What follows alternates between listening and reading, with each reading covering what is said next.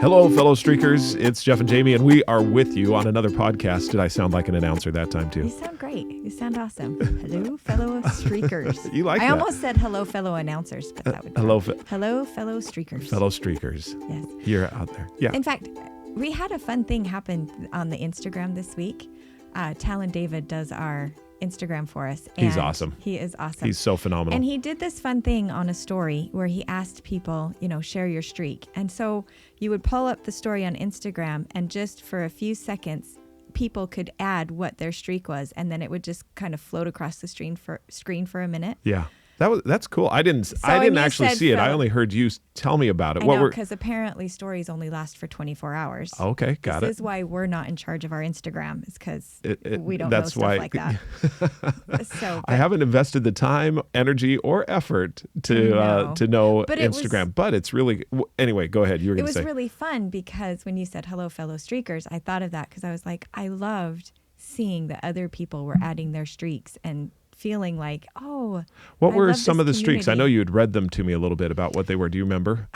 A few of them. I know one of them was sweat once a day. Yeah. One of Which them is kind of an was- interesting one. Yeah, that was a fun Because one. here in Georgia, all you have to do is walk outside. Yes, that would that be makes it true. laughably I simple. don't know if it's sweating though, or if you're condensing. I still am back and forth. You may be condensing. Yeah, you might have to make a delineation there. No, I'm kidding. Let's see. I What think you were would. some of the other ones? I'm trying to remember what some of the others were. Was there one that was about a compliment or something like that? Oh, yes. Pay one compliment daily. That was it. Okay. And there was one to recognize the hand of God in your life once daily. Once daily.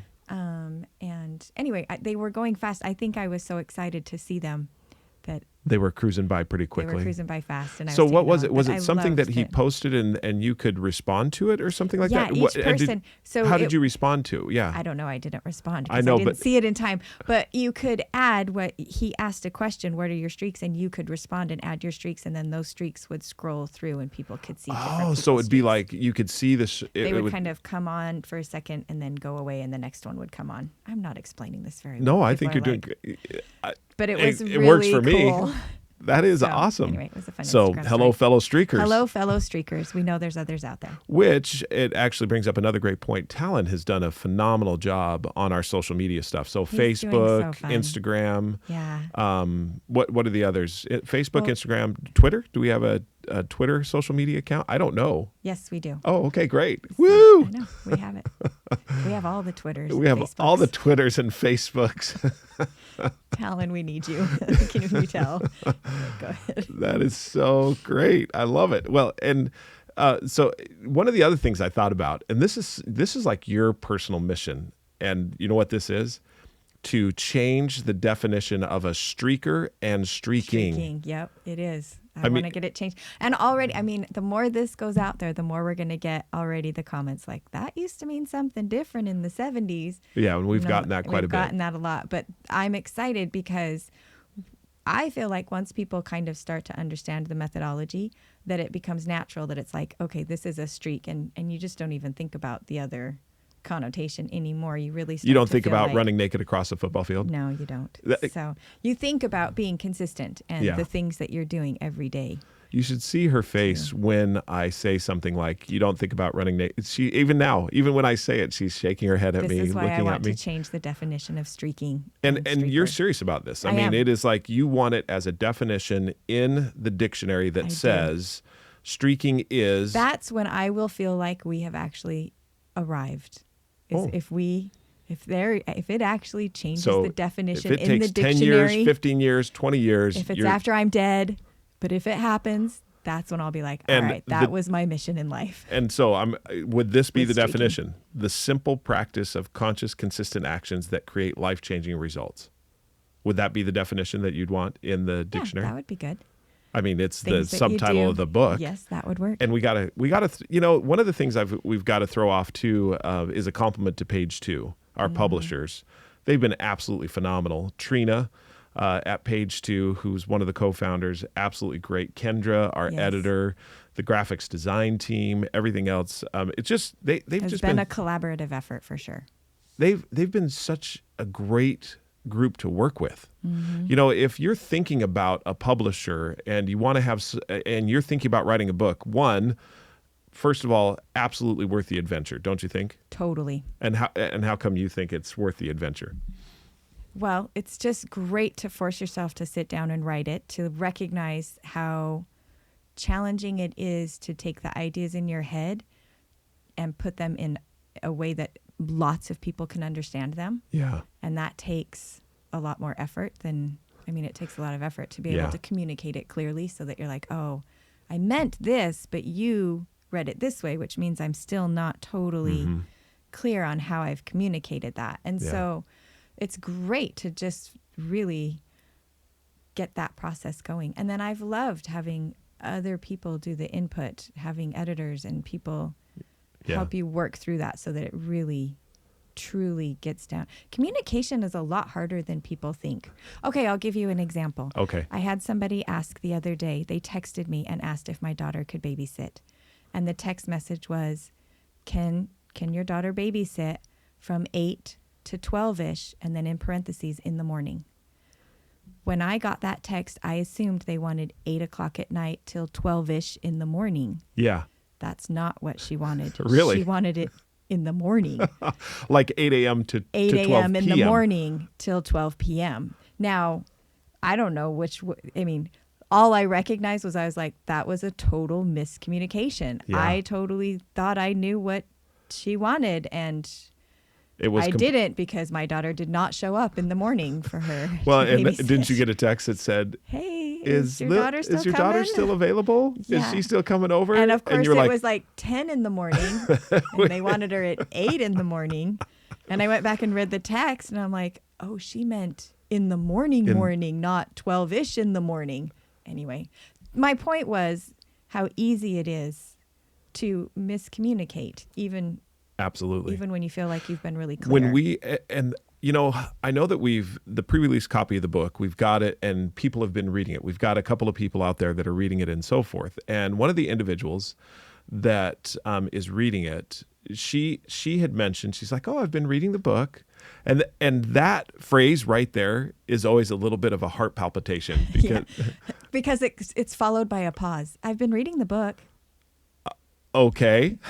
So. And what I was thinking about is, as you know, the way that the book is written and the way that it's really a book that is a journey of our discovery of streaking, or the uncover.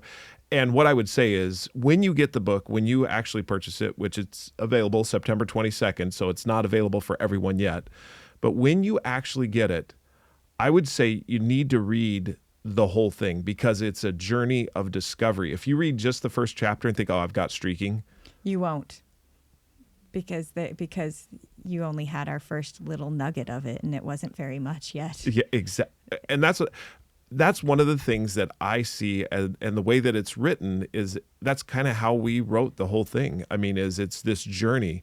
In fact, one of the early manuscripts, do you remember we had the chapters were the days that we had been streaking when we discovered that particular thing? Yeah. And so it was like chapter, it was day 362. Yes. That's where the chapters and not chapters. And day 362 was the second streak. Right. I mean, it had taken us a really full early. year to really understand and know. And even the second streak, we didn't really uncover or think about the laws of streaking. Right. Not for a while. It was, you're right. There were a couple streaks in there and hundreds of days in there before. Because the fundamental question that we started to ask ourselves is, why does this work when other things that we've tried haven't worked? And I guess the thing that's interesting, because you bring up something that was interesting that I had experienced the other day, because now there's a couple streaks that I'm in 1,500, 1,600 days. So Wow. been doing them for a while. You've been doing them for a while. And then there's some streaks, like I have one streak that I've had to start over a couple times, and I'm on day 10 for the fourth time. And so it's so they're kind of all over the place. And I guess. And when you say all over the place, you mean in time. Some of them are a lot longer, and others are very short. Are very shorter. Yeah. And I've gotten to the point now, I think when we published the book, I had 12 streaks or 13 streaks. I don't remember how many it said. And would you recommend that people start with 12 or 13 streaks? No. So that's what I wanted to talk about, is that I have 21 now. And I was thinking the other day, I'd had a day where something had happened and I was really frustrated, and I was feeling frustrated with the day, and genuinely was like, I don't even want to do any of these streaks. Do you know what it was? I felt a little hostage to them. I felt like I had to do them. Did you feel like they were an evil taskmaster? Yeah, I mean, I like did they were feel- whipping you on the back Yeah. and saying, you've got to do this? You've got to do this. You've got to do this. I felt that a little bit, and I kind of sat there for a little while, and I was like, why am I even doing this? Why? I mean, I've set up this situation now where I have to do these things every day. And what if I don't want to? Yeah. What if I don't want to do them today? And just kind of for like 20 or 30 minutes, just sat there kind of fighting with myself and thinking, is this really how I want to live my life, where every day I have to do these things? And I was genuinely thinking about it, and then I'm like, well, we've written this book. What have I done? Now not only do I have these things that I'm hostage to, now I've told I'm everyone else they should do it too. Yeah, I'm putting it out there to the world, out and to the everyone else world. should do it as well. Yeah. And so I genuinely was thinking, is this really what I want to do? Do I want to be captive to these things where every morning I wake up and I start over, and I start the day by thinking, okay, well, I've got to drink my water, and I've got to take my iron, and I've got all these streaks that I've had, and Write my journal, I read gotta to the write boys, my journal and you read know. to the boys. And Uh, as do I your went geography. through, I mean- as I went through the list of things, because that's kind of what I did, was go through and be like, do I really want to have to wake up every morning with this list of stuff I have to do? And as I was kind of listing them out in my head, I kind of stopped for a minute and thought, well, they're all things that I've said I want to do, like things I want in my life. And then I thought, okay, but what if I have a day that I don't want to do them? What if there's a day that I'm like, I just don't want to do these today? Is it so bad that I take a day and throw that day in the trash? That's kind of what I felt Is like. that what I'm you like, thought, it's like? my day to throw in the trash. Why can't I just throw it in the trash and be done with it? Why do I have to? And I thought, well, I can. And then I visibly could see, because I've had my streaks on an Excel spreadsheet, so it feels like kind of a piece. And at one point, I had all my streaks on a piece of paper. Yeah. And it literally felt like, I'm like, well, what if I just crumple up that piece of paper that has all those streaks and throw them away and start over? Yeah. You know, just for a day, I'll just throw them away. I can It's do okay. it. I Why mean, I've can't been I do it? consistent at this for a long Right. time, so why can't I just this day, I'll just start Throw it over away. with all of them and throw it away. And I was like, well, I can. And then I thought about tomorrow, and I'm like, and tomorrow I would start over with day 1 instead of day 1600 on my running or walking streak. And why? Because I was mad, because I was having a bad day and I didn't want to just do the little thing. And that's when I was like recognizing that I thought, this is really working in my life. This is what it's helping me to overcome these days where I am mad and kind of I'm just like, I can just throw it all away. I can throw it away and Yeah. start over. There's Yeah. nothing that's saying I can't. And by the end of that conversation with myself, I had reached a point where I was like, I don't really want to throw this day away. Even if I do the bare little, at least part of my streaks. That day is victorious because I did the at least. I did the least amount I could do it, but at least I did it. It was eye-opening to me, and it helped me that day to realize that I was like, this is who I want to be. I really do want to be doing these things every day, and I'm not beholden to them. It's not this list of tasks that's hanging over my head that every day I wake up and I have to do them. It's more an opportunity for me each day to evaluate and say, this is who I want to be, and I want to do them every day. And there's going to be days that I don't want to do them. And the victory is in the fact that I did at least a little bit. Yeah. That day, I did at least a little bit on still becoming who I want to be every day. And so it's helped me to kind of, it was a good day. And so the reason I was telling you that story, sorry, circling back, No, yeah. is that you started talking about how the book was a journey.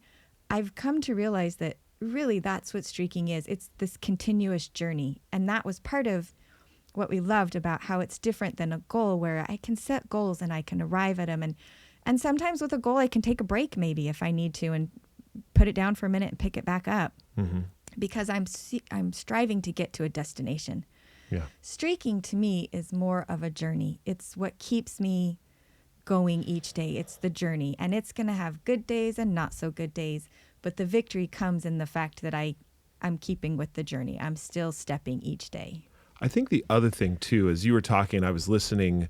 I was thinking through to my own streaks, and I thought, would I want to throw these in the garbage? Right. And what I mean by that is, would I want to throw the consistency that I've had every single day in the garbage, thinking that, I'll pick these up tomorrow and I'll keep going with them. Right.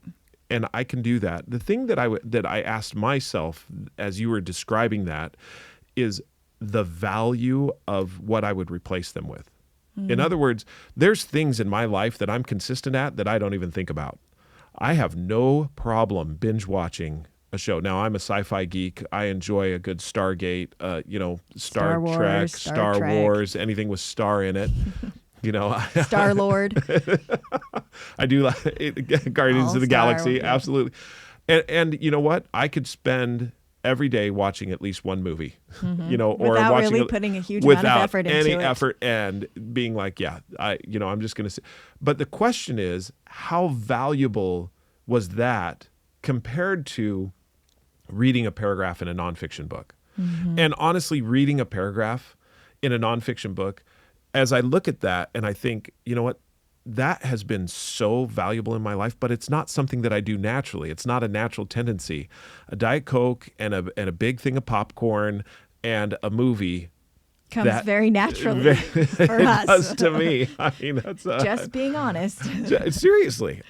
And so what the whole methodology has done for me is place in proper value those things that I really want to do. For example, being in my professional life in consulting and thinking about who I want to be as a consultant and the people with whom I work.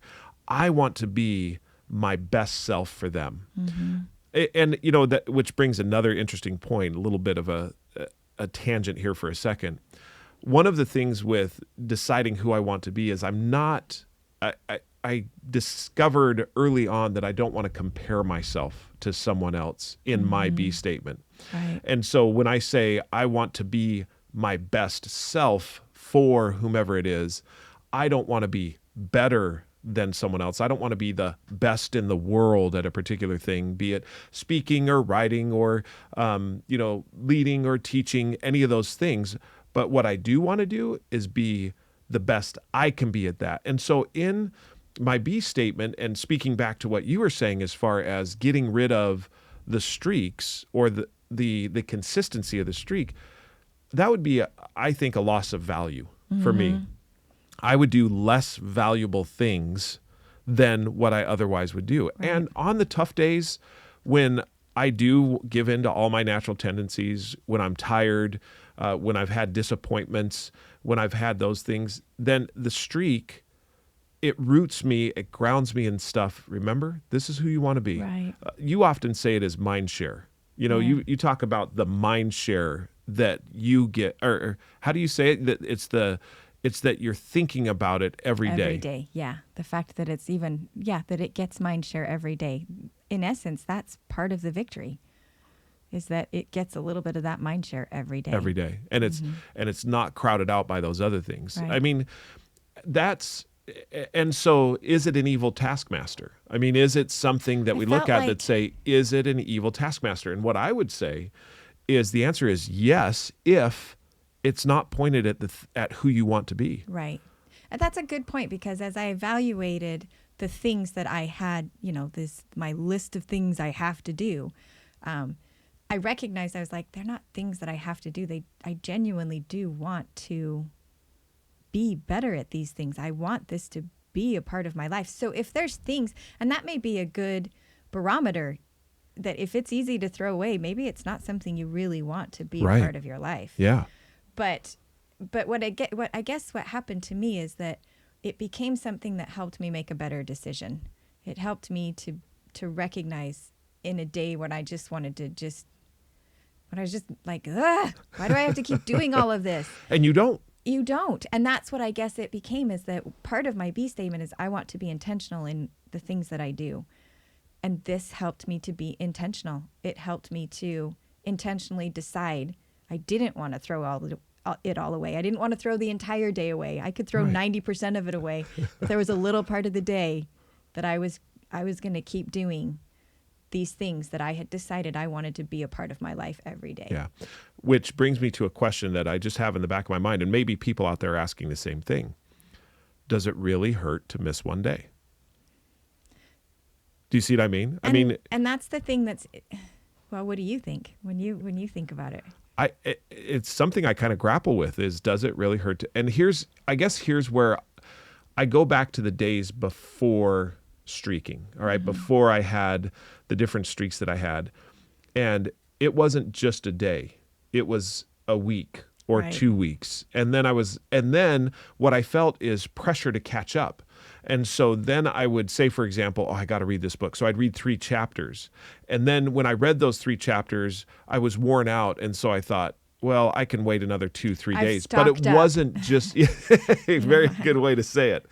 But it wasn't just another 2 to 3 days that I waited. It was another 2 to 3 weeks. And other things got in the way because of any number of things. I mean, exciting things, tough things, sometimes I think when we're talking about this, we're like, on the tough days, on the sometimes arduous days, but some days it's the fun days. Yeah. You're like, this day has been filled with fun, and I've spent the whole day at Disneyland, and I don't want to do my streaks. Exactly. I mean, Yeah. it's the fun It's stuff the fun too. stuff too. But when it is, so when I look at it and the question, does it really hurt if you miss a day? I for think- me, yeah. Yeah. I Because would say, but and I guess that's what the grapple was that I had, is I was asking that. I'm like, is it such a big deal to miss one day? right. And what it came down to is that's where law number 1 came into place, is that the reason that you don't miss a day is because you're not choosing to do something big. You're Right. choosing to do something super, super laughably simple. Yeah. Just do it. Just do that little tiny thing and then move on. Don't beat yourself up that it wasn't bigger. Just do the little thing, and then Yeah. you did it. And you did it and you move on. And you move on. What I see too is when you said, the laughably simple thing, the other thing I thought about was the credibility that I build within myself and the knowledge that if I do it, I know I'm going to do it tomorrow. And I know Does that make yeah. sense?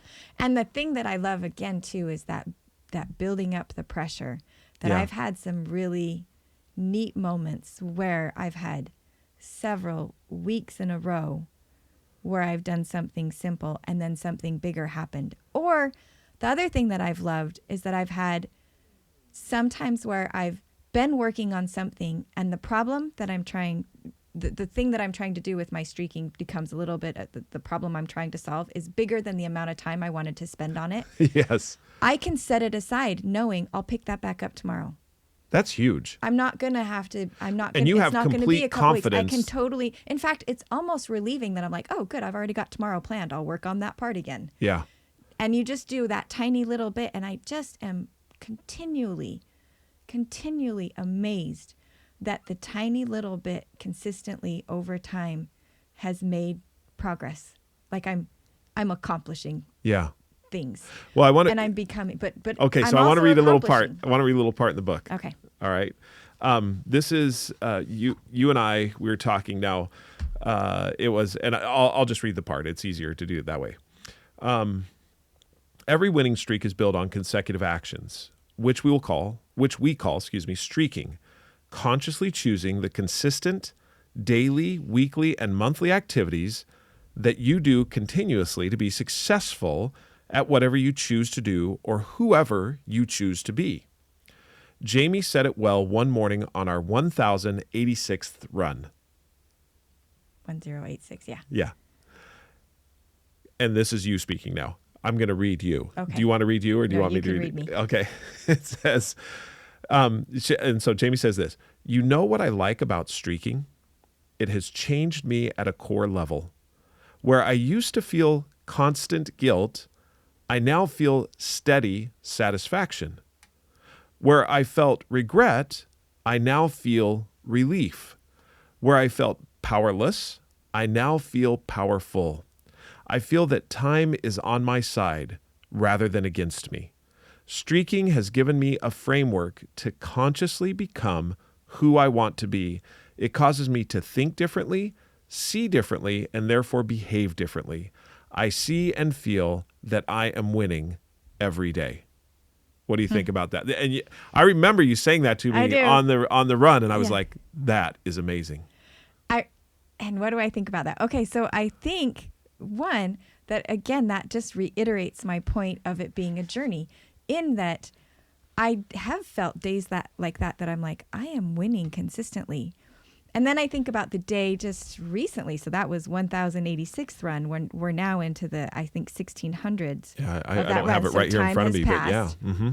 And I had a day where I was tempted to throw everything away. So I read that and I think, well, I don't feel that way all the time. And then I thought about it, and at the end where it talked about helping me, what was the last thing where it said it helped make? The last thing you said is it causes me to think differently, or a little bit before differently. That? So it causes me to think differently, see differently, and therefore behave differently. I see and feel that I'm winning every day. Yes, think differently, see differently, and therefore behave differently. I felt like I experienced that the other day when I was just like feeling like they were taskmasters and I just wanted to throw it all away. I thought about it.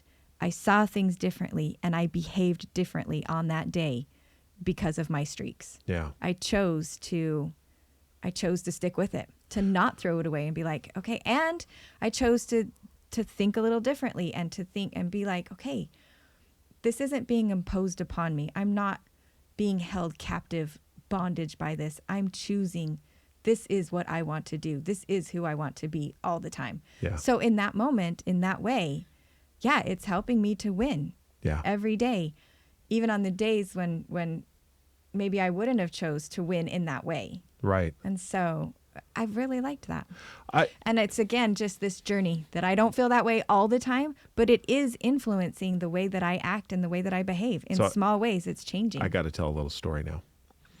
We decided when we were in Breckenridge on our family vacation to climb a 14er. So in Colorado, there are several 14,000 foot peaks, I think over 14,000 so a 14er foot is a mountain that's over 14,000 feet in elevation. Right. And so when you get to the peak, you're at 14,000 feet above sea level or higher. Or you go higher. The peak that we decided to climb was Mount Quandary. And when we looked at it in the book, it said, it's a hike that is more in the beginning area of 14ers. Right.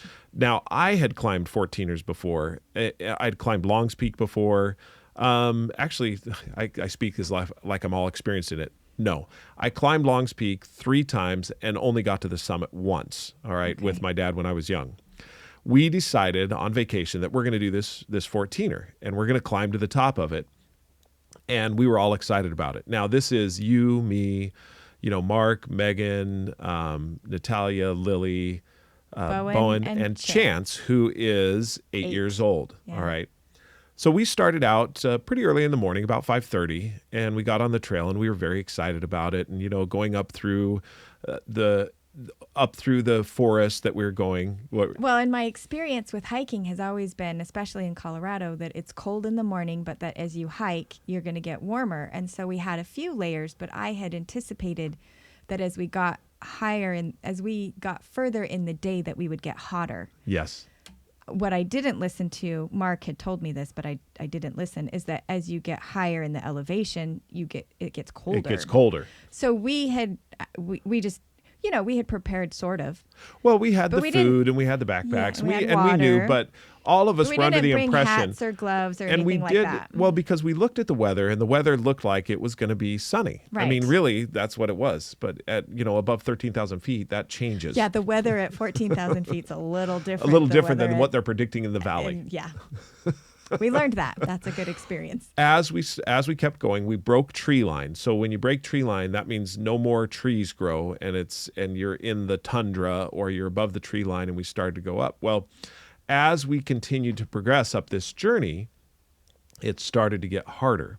and it started to get harder in elevation, or in other words, steepness. Yes, we were And climbing over rocks now. yes, and it also got harder because the weather literally changed every 5 to 6 minutes. And it could it would like Dramatically. dramatically get a lot colder. And then all of a sudden, the other thing that was hard is that you're climbing up and you look and you think, oh, there's the peak. And you get to where you think the peak is and you're like, that wasn't the peak. It was a false peak. That was a false peak. And that's when things really started to change. Then it got dicey. Now that was at about 300 feet to the top. So think about, as you think about it, we're very, very close. You can see the peak. You can see people on the peak. There's a lot of people on this trail. I mean, it wasn't that there wasn't, and it wasn't that it was really super difficult. No. It was, but it's doable. It was doable. The other thing too is you don't realize how there's not a lot of oxygen. Right. It does and start so to you're harder to feeling harder to breathe. One thing that was happening though is that as we were getting higher, I was noticing that there's not a lot of 8-year-olds here. No. There and Chance at this point, we had reached a false peak and he was in shorts. He was done. He was cold. He was done, and we were both a little scared because where we had come had been pretty hard, but where we looked to where we had to get looked kind of scary. Yeah. Like we had to climb up single file up the spine of this mountain. So Chance started crying. He started to cry, and he wanted to go home. He wanted to go home. He's like, I want to turn around. I don't want to go back. But we're looking at the peak, and we're like, we are right and there. I'm standing next to a group of young kids, like 18, 19, 20-year-olds that are looking at the weather like, should we go? Remember should when we not? That's young now, honey? It's young kids. It's that stage of our kids now. But I was like, these guys are deciding if they should go. Maybe we should rethink this. Right, because they were and we had seen a hiker earlier on that looked very experienced and said, yeah, the weather's not good today. But there I'm going were back. a lot of other people that were still pressing forward. Yeah.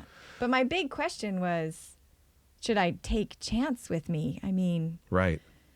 And so this is, we got to a point where you and Chance were making a decision. We were. Well, what I decided with Chance is, as we were walking, when we hit that false summit, I thought, well, we can turn around right now. Yeah. But it was hard because we could actually see where it was, and we were.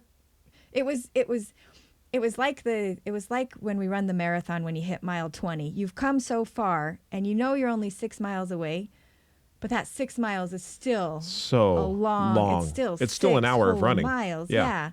But to stop when you're 6 miles away. So it's this place where you're like, I've come so far, and the marathon actually helped me because I sat there and I was like, we've still got stuff in us. I'm not at a place that I can't go. Right. And so I thought, well, we're just going to keep going.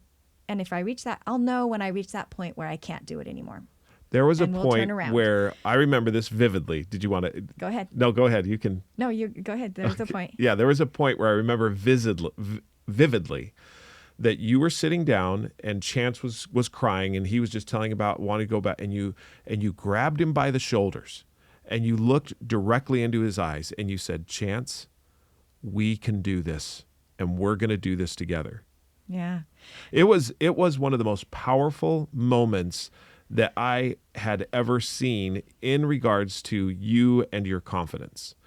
And because you're not a 14er, you're not a great big hiker, you're not you don't go on thrill rides. No, I don't do thrill rides. That. And to be honest, I was kind of scared up there because we were up high. Very high. The footing wasn't always so sure, like I had to be paying attention.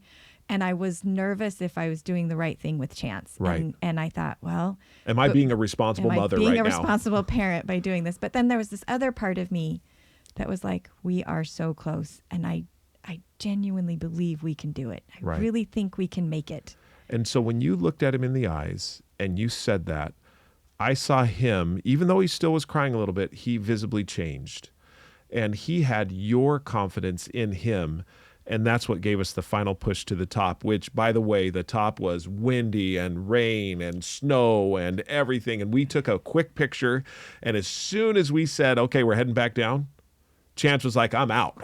He was. And that kid bounded down the mountain. It was not a physical issue with him getting to the top. It was purely a mental, whether or not he was scared and thought he could do it. But once he knew he had done it and he could turn around and go back down, he was fine. He was fine. So here's what I see as far as what you've said and what we've talked about today is there are so many things in our lives that are more mental than they are what our ability is. It's not about our ability. It's just about our confidence of whether or not we can do it. And what I saw in you is that you had this confidence that came from years of doing this consistently.